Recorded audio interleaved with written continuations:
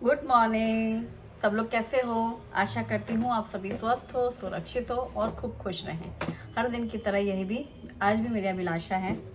आज क्या बनाऊँ? आज लंच में बना रही हूँ मैं मूंग वड़ी। मैंने बताया था ना कल, शुभम एक दिन कह रहा था मम्मा की तो रोज़ रेसिपी चलती हैं, आए दिन तो फेस्टिवल होते हैं, इनका कुछ ना कुछ स्पेशल बनता है और अब तो पहले जैसा खाना नहीं मिलता। मैंने कहा भाई क्या तुम्हें नहीं मिला? तो पहले आप मूंग बड़ी बनाती थी, न्यूट्रीला अक्सर बनाती थी, अब आप कम बनाती हैं। मैंने कहा हाँ ये बात तो सच है, कुछ ना कुछ दूसरी सब्जियों की रेसिपी रहती हैं। तो मैंने उससे बोला था ठीक है अब मैं तुम्हारे लिए मूंग बड़ी भी बनाऊंगी और न्यूट्रीला। तो आज तो फिलहाल मैं मूंग बड़ी बनाऊंगी। बनी हुई रखी हुई थी, इसकी रेसिपी मैं ऑलरेडी शेयर कर चुकी हूँ। मूंग की दाल से बढ़िया बनाई थी मैंने, होली के आसपास बनाते हैं वही है और अच्छी साल भर तक रहती हैं। तो इसकी बनाऊंगी सब्जी। चलो शुरू करते हैं। ये हैं मूंग दाल की मंगौड़ियाँ जो कि मैंने घर पर बनाई थी, मूंग दाल बिना छिलके वाली। और ये हैं उड़द की दाल की मसाले वाली, ये मार्केट की हैं उड़द की दाल वाली मसाले की। और जो मूंग की दाल की हैं ये एकदम प्लेन बनाई थी मैंने, कोई मसाले नहीं डाले थे, इसीलिए इनका कलर एकदम येलो है। मसाले डालने से ना देखो कलर में फ़र्क आ जाता है, साल भर तक रखना हो तो। ये इसमें मसाले हैं उड़द की दाल में। तो 2 मैंने वड़ी ले ली हैं उड़द वाली और बाकी 1 कप के करीब मूंग की। अब यहाँ पर 1 चम्मच डालेंगे कढ़ाई में तेल। और तेल गरम होने के बाद इनको डाल करके भून लेंगे। सिर्फ 1 चम्मच तेल में ही अच्छे से भुन जाएंगी, इनसे सौंधापन आता है और अच्छा टेस्ट आता है। जो बड़ी बड़ी सी है ना उड़द वाली, इनको मैंने ऐसे फोड़ लिया है ताकि ऐसे छोटे छोटे टुकड़े हो जाएं, जैसी मूंग बड़ी हैं उतनी ही। और अच्छे से भुन चुकी हैं, गैस बंद कर दिया है। भूनने के बाद इनको एक प्लेट में निकाल कर साइड में रख लेंगे। इसको कढ़ाई में भी बना सकते हैं पर मैं हमेशा कुकर में बनाती हूँ, इसलिए मैंने इसको निकाल के साइड में रखा। और इसके लिए लेंगे अदरक, हरी मिर्ची और 2 टमाटर। लहसुन प्याज का इस्तेमाल मैं नहीं करूँगी, आप चाहें तो डाल सकते हैं। मतलब मूंग दाल की मंगौड़ी हम लोग ऐसे सिंपल बनाते हैं, प्लेन, जैसे आलू टमाटर की रस्से वाली मूंग वड़ी, बस ऐसा ही। अब यहाँ पर 1 आलू भी डाल लिया है, जिससे आलू मूंग वड़ी मिक्स बनाएंगे हम। टमाटर का पेस्ट तैयार हो गया है। इसकी ज़्यादा तैयारी की ज़रूरत नहीं होती है, लेकिन हाँ ताज़ा हरा धनिया तो चाहिए ही है, 1 मुट्ठी, वो भी काट के साइड में रख लिया है। चलो अब सब्ज़ी बनाते हैं। बस 2-3 विसिल आती हैं और ये सब्ज़ी तैयार हो जाती है। कुकर में बनती है, जल्दी बन जाती है। ज़्यादातर मैं रात के खाने में बनाती हूँ मूंग दाल मगड़ी सब्ज़ी, रसे वाली और रोटी। तो आज दाल नहीं बनेगी, यही बनेगा। कुकर में सरसों का तेल गरम करके 1 चम्मच जीरा, हींग, हल्दी पाउडर, धनिया पाउडर और मिर्ची पाउडर डाला है। इसी के साथ डाला है टोमेटो प्यूरी, जिसमें अदरक और हरी मिर्ची पिसा हुआ है। नमक भी डाला है, थोड़ा सा ताज़ा हरा धनिया डालकर मिक्स कर दिया। आप चाहें तो इसमें गरम मसाला भी डाल सकते हैं, मैंने नहीं डाला है। और सबको डाल के अच्छे से मिक्स कर दिया है। ये काफ़ी सिंपल सी सादी सी सब्ज़ी काफ़ी टेस्टी लगती है। लेकिन अब मसाले को अच्छे से भून लेंगे और टोमेटो पीस के डाला है प्यूरी, तो ये पूरा अच्छे से मिक्स हो जाता है। ग्रेवी अच्छी लगती है, पीने में रस्सा अच्छा लगता है इसका। और बहुत पतला सा रस्सा रहता है, ऐसे बहुत गाढ़ा नहीं रहता, क्योंकि प्याज लहसुन वगैरह कुछ है नहीं इसमें और ना ज़्यादा मसाले। अब ये भुना हुआ जो है, पहले से भुना हुआ मूंग वड़ी, उड़द वड़ी भी इसी में मिक्स है और आलू, तो इन सबको डाल के मसाले के साथ अच्छे से पहले कुछ मिनट भून लेंगे। और अदरक और मिर्ची का पेस्ट इसमें स्वाद है ना, तो अलग से निकाल लेगा निशोम हरी मिर्ची। और इसमें पानी थोड़ा ज़्यादा लगता है, क्योंकि जो मूंग दाल की मंगौड़ी है ना, जब ये पकती हैं तो पानी सोख कर लेती हैं, फूली फूली बड़ी बड़ी हो जाती हैं, फिर ये सब्ज़ी एकदम से गाढ़ी हो जाती है। ये है अगारो का स्टैंड मिक्सर। इसके पॉट में लिया मैंने 2 कप गेहूं का आटा, चुटकी भर डाला है नमक और 2 हुक लगा करके पॉट सेट कर दिया। थोड़ा थोड़ा पानी डालते हुए आटा तैयार कर लेंगे। तो मैं फल के सेकूँगी, रोटी सब्ज़ी बनेगी आज सिंपल सा खाना, जैसे कल पनीर की सब्ज़ी रोटी, वैसे आज मूंग वड़ी सब्ज़ी। कल सोच रही हूँ शुभम के पसंद की न्यूट्रीला बना दूँगी, उसकी 2 डिमांड थी ना, वो पूरी कर दूँ। सच में काफ़ी दिनों से नहीं बना। और बस आटा तैयार। इस आटे में आप चाहो तो 1 कप घी या तेल लगा लो, थोड़ा सा चिकना हो जाता है, लेकिन वो पराठा बनाना हो तब सही लगता है। रोटी के आटे में तो मैं कुछ भी नहीं डालती हूँ, बस रोटी बनने के बाद ही घी लगता है। तो ये आटा तैयार, और इसको हम किसी भी कंटेनर में या डब्बे में भर के रखें ना, तो हवा नहीं लगती है, तो आटा सूखता नहीं है। और लिड लगा करके रख दो। तो जैसे कभी ये है कि गरम गरम किसी को खाना है, थोड़ी देर बाद भी खाना है, तब भी ये आटा सॉफ्ट ही रहेगा। बस अब सब्जी कुकर में 2-3 विसिल आ चुकी थी, गैस बंद कर दिया। जब पूरी स्टीम निकलेगी तब कुकर खोलेंगे। और आटे से मैंने बॉल्स बना के रख ली साइड में। तवा गरम हुआ कि रोटियां सेकनी शुरू। आज मैंने दाल भी नहीं बनाई है और चावल भी नहीं बने। नहीं, कल दाल बनाई थी, कल तुअर दाल बनी थी, अरहर की दाल। परसों बनी थी मटर पनीर, भूल ही गई मैं। तो आज दाल नहीं है। आज दाल देखो आज नहीं बनी ना, और अगर बाई चांस कल भी नहीं बनी, न्यूट्रीला बना है, तो परसों तुरंत दाल की याद आएगी। ऐसा लगेगा बहुत दिनों बाद खा रहे हैं। दाल एक ऐसी चीज़ है, रोज़ भी बने ना तो इंसान बोर नहीं होता, पर 2 दिन भी नहीं मिले तो उसकी याद आती है। यही होगा एकदम। आज नहीं है दाल तो शुभम को आज काफ़ी मज़ा आएगा। चलो मम्मी ने आज दाल नहीं बनाई, वरना कोई ना कोई दाल तैयार रहती है इनकी, ये वाली वो वाली, ये मिक्स वो मिक्स। और बेचारा मम्मी की त्योहार वाली रेसिपी से भी बड़ा दुखी हो जाता है कि वो फेस्टिवल में ये बनना है वो बनना है, अभी ये चल रहा है वो चल रहा है। कह रहा पहले वाले दिन ज़्यादा अच्छे थे। एक दिन कह रहा है शुभम, हमने कहा कौन से वाले, जब आप मम्मा ये सब इतना सारा नहीं बनाती थी अलग अलग फेस्टिवल वाली रेसिपी तब। और उसमें ज़्यादा कुछ है नहीं लिस्ट। हमने कहा अच्छा बताओ तुम, ऐसा क्या तुम्हें जो याद आता है जो तुम्हें अब नहीं मिलता है। तो वही 2 ही मिली उसको, मूंगफली और न्यूट्रीला। न्यूट्रीला उसको बहुत पसंद है। बस रोटी सिक गई सारी, घी लगा करके रोटियां सब मैंने रख दी रोटी सर्वर में, और ये ढककर साइड में रख दिया। बड़ा सिंपल सा लगता है मुझे। ऐसा लगता है जब सब्जी रोटी जैसा खाना बनाओ ना झटपट से, जैसा रात में होता है, पर लंच टाइम पे ये अधूरा अधूरा सा भी महसूस होता है। स्टीम निकलने के बाद कुकर खोला है, कटा हुआ धनिया पत्ता डाल करके मिक्स कर दिया। और ये मूंग दाल मंगौड़ी की सब्ज़ी, रस्सेदार आलू मंगौड़ी। आप लोग कैसे बनाते हैं मुझे बताना। हो सकता है थोड़ा अलग अलग तरीका हो सबके घर में बनाने का, तो सुन के जानने को मिलेगा, कभी ट्राई करने को भी मिलेगा। और ये सब्ज़ी मैंने हांडी में ट्रांसफ़र कर दी, साइड में रख दिया। सब्ज़ी रोटी वाला खाना। स्कूल से आके शुभम पूछेगा क्या बना है, देखेगा अरे वाह खुश, बड़े दिनों बाद मंगौड़ी बनी है। थाली लगा रही हूँ मैं, और खीरा सैलड के लिए काट रही हूँ। गाजर इन दोनों ऑरेंज वाली जो आ रही है ना, वो काफ़ी मीठी लग रही है सैलड में भी, लेकिन अभी ख़त्म है इसलिए मैंने आज नहीं काटा है। और ये खीरा है, मूंग दाल मंगौड़ी की सब्ज़ी, आलू मंगौड़ी की सब्ज़ी, और पत्ता गोभी मटर शुभम को टिफ़िन में मिला है आज, क्योंकि वो फूल गोभी पत्ता गोभी सुन सुन गई तो बोर हो गया, इसीलिए उसको मंगौड़ी याद आ गई। और ये है बर्फ़ी, जो मैंने रेसिपी ऑलरेडी शेयर की हुई है आपके साथ। तो आज हमारी सिंपल और टेस्टी वाली थाली है। और टिफ़िन में तो शुभम को वही पत्ता गोभी मटर की सब्ज़ी मिली है, जो कि रेसिपी मैं ऑलरेडी आपके साथ शेयर कर चुकी हूँ। सुबह ही बनाया था जल्दी जल्दी में, तो फिर कुछ शूट वूट नहीं किया था। बस किचन क्लीनिंग हो गई। भंडार आज कम है थोड़ा। जब हल्का फुल्का काम है। हो गया खाना पकाना, चलो करते हैं थोड़ी बातचीत। तो बातचीत की जो शुरुआत हम लोगों की हो रही है पिछले कुछ दिनों से, सबको बहुत मज़ा आ रहा है और सब बहुत इंटरेस्ट ले रहे हैं, और हम लोग बहुत सारे अच्छे अच्छे टॉपिक्स में बात कर रहे हैं जो हम लोगों की लाइफ से रिलेट करते हैं। पहला, मैं हूँ चाहे आप हो, जब हम लोग सुबह नहा धो के किचन में आते हैं काम करने, तब ऐसे बिंदी, सिंदूर, बालों का क्लेचर सब मेंटेन रहता है बराबर। जैसे कि आपने देखा ही होगा, अगर नोटिस किया हो कभी, वीडियो स्टार्ट हुआ चेहरे पे चमक दिखाई दे रही है, उसके बाद जो यहाँ खड़े रहो ना किचन में जो काम करता है, तो फिर पसीने से काजल कहाँ बह गया पता ही नहीं चला, और पसीने की ऐसे धार बह रही हैं जो पिछले गर्मियों के हाल थे। और ना भी गर्मी हो यार, किचन में काम करने के बाद बाई वाले अवतार हो ही जाते हैं, जब आपको ढेर भंडार धुलना हो और रसोई करनी हो। ये तो चलो आज शॉर्टकट की हो गई, 2 सब्जी रोटी थी तो बन गई, वरना कई बार तो कितना टाइम लग जाता है। तो मुझे बड़ी हंसी आ रही थी ये बात बताने के लिए कि जो स्टार्टिंग में आते हैं ना, हाय एवरीवन, कभी कभी ऐसा हो ना कि मैं स्टार्ट कर रही हूँ वीडियो, कहीं साउंड आ रहा है, शादी का बाजा बज रहा है या कहीं बिल्डिंग में ही शोर हो रहा है, तो मैं सोचती हूँ चलो बाद में इंट्रो कर लेंगे, पहले वीडियो स्टार्ट कर लें। भैया पहले वीडियो स्टार्ट तो कर लिया तुमने, और जब बाद में अपना मुंह देखा तो हम पहचानने से इनकार कर दिया, ये हम ही है कि कोई और है। मतलब जाने दो वीडियो, अब हाय हेलो करने से क्या ही फ़ायदा, सामने वाला घबरा के भाग ही ना जाए कि किसके चैनल पे आ गए।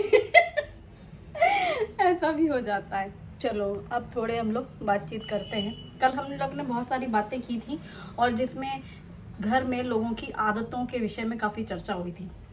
उसमें से एक आदत रह गई थी तो वो कल कमेंट आया था कि शूज़ के बारे में अभिलाषा क्या कहना है, शूज़ रैक पे रखें। हमने कहा भाई इसमें तो लंबा चौड़ा निबंध है, इस निबंध को तो अभी बाकी ये निबंध है। घर की बहुत सारी ऐसी आदतें तो होती ही हैं, जहाँ तहाँ कपड़े धुलने को मांगे जाते हैं तो पैंट में आपकी जिम्मेदारी के देखने हैं कि इसमें कॉइन्स भरे पड़े हैं कि नहीं, तो पता चला मशीन में ही घूम गए हैं। नोट नहीं मिलते हैं भाई, देखो कॉइन्स हैं, ध्यान रखना उसमें गलती से नोट नहीं रहते हैं कि गलती से मिल जाए बढ़िया कागज़ के नोट रख लिया जाए, नहीं, सिक्के मिलेंगे जो नहीं होने चाहिए, हमेशा टूका जाएगा। और बहुत सारी शूज़ का तो लंबा चौड़ा निबंध ये है कि स्कूल से बच्चा आया उस दिन आराम से बाहर उतारे जूते हैं रैक में रखना है, ये छोटेपन से उनको सिखाने की आदत है तो है, वरना बड़े बूढ़े होने के बावजूद जूते प्रॉपर शू रैक में रखना है, ये नहीं है कहीं पर भी पड़े। अच्छा घरों के तो आंगन है, दहलान है, ये वो है, जो भी है, कहीं भी पड़े हो तो चलो, फ्लैट में तो भैया दरवाज़ा एंट्रेंस वहीं सामने चार शर्टों, क्या कितना भी कह लो भाई, एक दो जो निकालो, जो पहनना है वही रखो और पहनो और निकाल के रखो।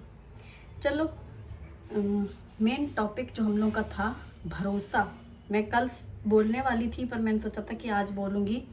कभी भी अपने बच्चों को लेकर किसी भी इंसान पर भरोसा नहीं करना। जितना हो सके अपने बच्चों को खुद प्रोटेक्ट करें। जब तक वो बच्चे आपके पास हैं उनकी हर एक्टिविटी पर आपकी नज़र होनी चाहिए, उनको पता हो या ना पता हो आपकी नज़र उन पर होनी चाहिए। घर में है तो, घर के बाहर गए तो एटलीस्ट टाइमिंग का आपको एक शेड्यूल पता है कि इतने से इतने स्कूल है, ये ट्यूशन है, या इतना टाइम लग सकता है मैक्सिमम। अगर आधा घंटे 1 घंटे का फ़र्क है तो कहाँ है, क्यों है, तो आपको सवाल करने का पूरा हक है। हमने तो पहले कहा रोको टोकने का अधिकार हमारे पास है, हम रोकेंगे टोकेंगे कहेंगे। तो वही चीज़ है बच्चों के लिए शुरू से ही, फिर वो भी यूज टू हो जाते हैं, मतलब उनको कुछ नया नहीं लगता कि आज मम्मी ऐसा क्यों क्वेश्चन कर रही है, क्योंकि आपको रोज़ की वही आदत है, आपको हर चीज़ पूछना है। उनके मन में भी ये रहता है ये पूछेंगे तो हम क्या जवाब देंगे। आपने अचानक कभी पूछा तो वो सोचने बैठ जाएंगे, लेकिन रोज़ का है तो वो उनको भी रहता है।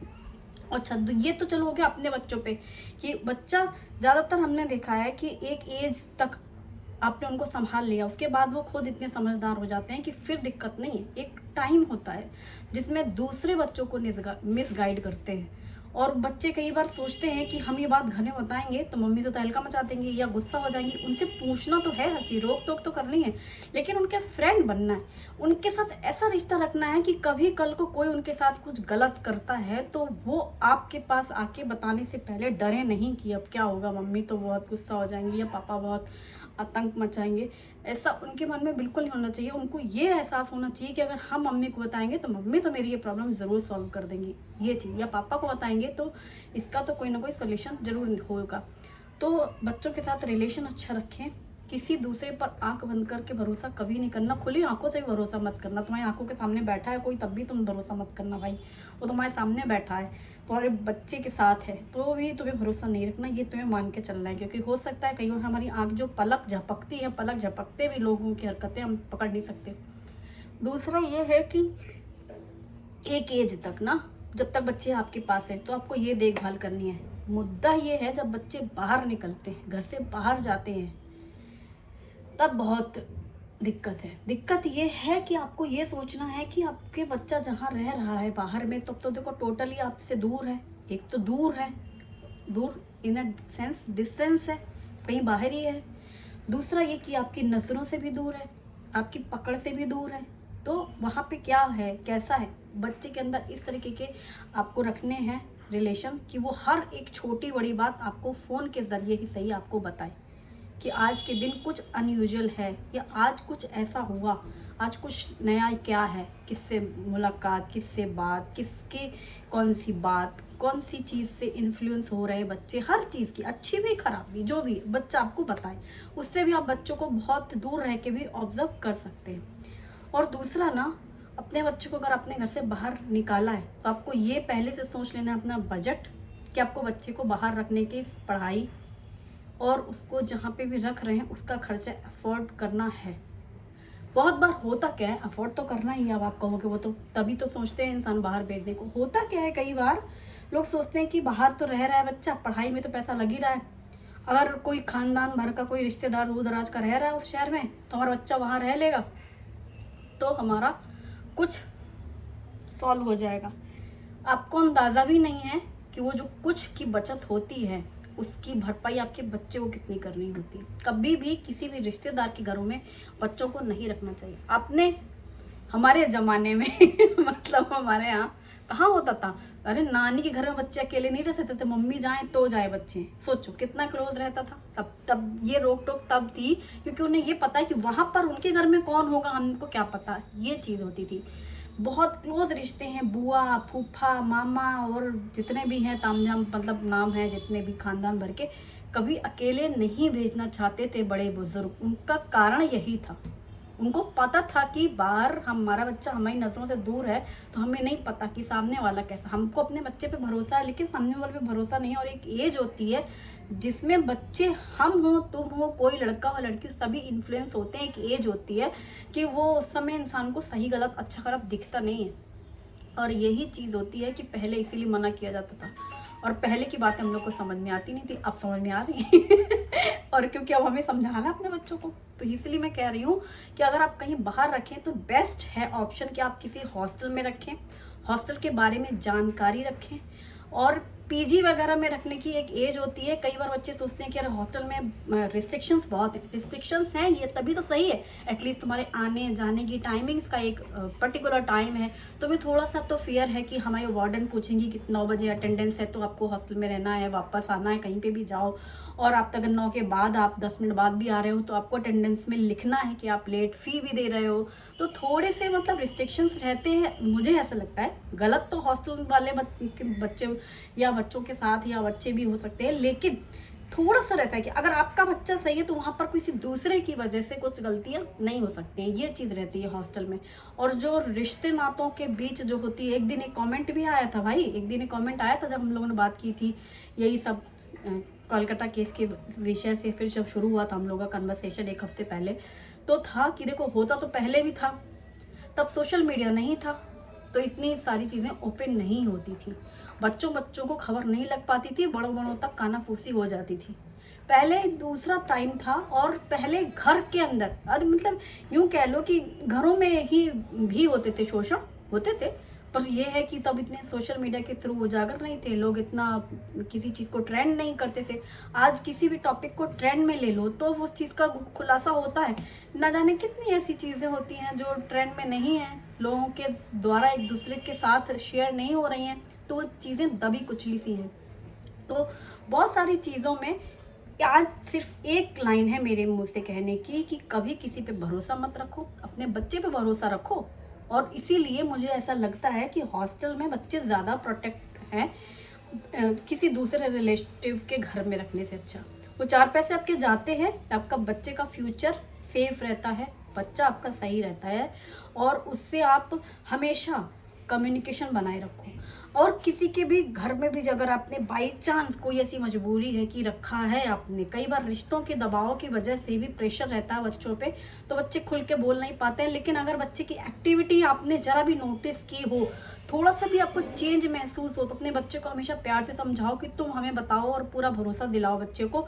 और ज़रा भी आपको लग रहा है कि वो जगह उसके लिए सेफ नहीं है तो वहाँ से उसको तुरंत हटा लेना चाहिए, ये बहुत ज़रूरी है। पहले की जो बातें हैं अगर आज हम लोग गौर करें तो हर एक चीज़ के पीछे कोई ना कोई रीज़न था। पहले बता दो, पहले कहाँ कोई बच्चे अकेले कहीं भी नहीं आते जाते थे सिवाय मम्मियों के। कहाँ मम्मी जा रही हैं तो बच्चे जाएंगे, परमिशन ही नहीं मिलती थी। चोरी छुपे बच्चे चले जाएं तो चले जाएं, बड़े बुजुर्ग कभी परमिशन नहीं देते थे, यही कारण था। और आज भी मुझे लगता है कि अब मेरी ऐसी इच्छा होती है कि सब कुछ पहले जैसा ही वापस आ जाना चाहिए। पहले का दौर काफ़ी हद तक सही था, कुछ थी कमियाँ लेकिन आज जो देख रहे हैं, मतलब तुम सोचो कि मैं ऐसे काम कर रही हूँ, चलो थोड़ी देर हमारी अलग से बेडरूम में है आजकल वहीं से उससे बटन बजवा देती हूँ तो बजा रही होती है, थोड़ा डिस्टेंस पड़ जाता है किचन में काम करते करते। टीवी तुम खोल लो महाराज, कोई तुम सीरियल देख लो, कोई तुम न्यूज़ देख लो, सिर्फ वही चीज़। और मुझे किसी पर्टिकुलर इंसान से नहीं है बैर, ना कोई शिकायत है, लेकिन जो हमारा सिस्टम है ना, जो हमारा सरकार जो सिस्टम है उसमें हमें दिक्कत है कि मतलब हमारे देश में ऐसे कानून क्यों नहीं है कि अगर कोई इंसान गलत कर रहा है तो उसको जिंदा क्यों रखा गया, और अगर रखा भी गया तो खुलेआम क्यों छोड़ा जाता है। मतलब कोई कड़ी कार्रवाई होनी चाहिए। तो जैसा किसी एक के बारे में हमें पता चल जाता तो वो तो चीज़ है, लेकिन जो हमारे आस पास सराउंडिंग्स में है, जो छोटे मोटे हैरेसमेंट होते हैं, जरूर थोड़ा ना कि ये कि मतलब कि इंसान कि कोई बड़ा क्राइम है तो वही क्राइम है, छोटे मोटे भी तो होते हैं ना हैरेसमेंट, तो वो सब भी बच्चों के मेंटल हेल्थ पे बहुत असर करते हैं। छोटी सी भी घटना, मतलब हम लोग राह चल रहे हों और कोई ऐसा झटका लगे तो हम लोग को वो कितने दिन तक महसूस होता है, याद आएगा ये चीज़, वो की कोई घटना हुई है। छोटे बच्चों के साथ, नाजुक बच्चे, उनका दिमाग दिल कितना, और कोई भी घटना हो तो वो उनके असर करती है दिमाग पर, और वो घर पे नहीं बताते हैं, वो उससे और भी ज़्यादा असर करती है। एटलीस्ट वो एक बार बता देते हैं तो उनको भी अच्छा लगता है, और घर वाले भी उनको फिर थोड़ा प्यार से संभाल लेते हैं, तो उनका वो जो तकलीफ़ है वो कम हो जाती है। और जो बच्चे नहीं बता पाते हैं वो सबसे ज़्यादा दिक्कत है। इसलिए अपने बच्चों के साथ दोस्ती बनाए रखो, और बच्चों पे पूरा ये समझो कि हमारी बगिया का फूल है, हमें उसकी पूरी केयर करनी है जितनी हो सके। जब तक हम हैं, हमें पूरा ध्यान रखना है, किसी पे भरोसा करना ही नहीं है बिल्कुल भी, है ना। और आज का वीडियो पसंद आए तो वीडियो को लाइक ज़रूर करना, और मेरे चैनल को सब्सक्राइब करना बिल्कुल ना भूलें। देख लो अभी क्लैचर ज़रूर लगा है, लेकिन पसीने की दाग गर्दन मुंह कान सब तरफ है। अभी बहुत उमस हो रही है, धूप निकल आ रही है ना, बारिश नहीं हो रही है तो। Thanks for watching, bye bye.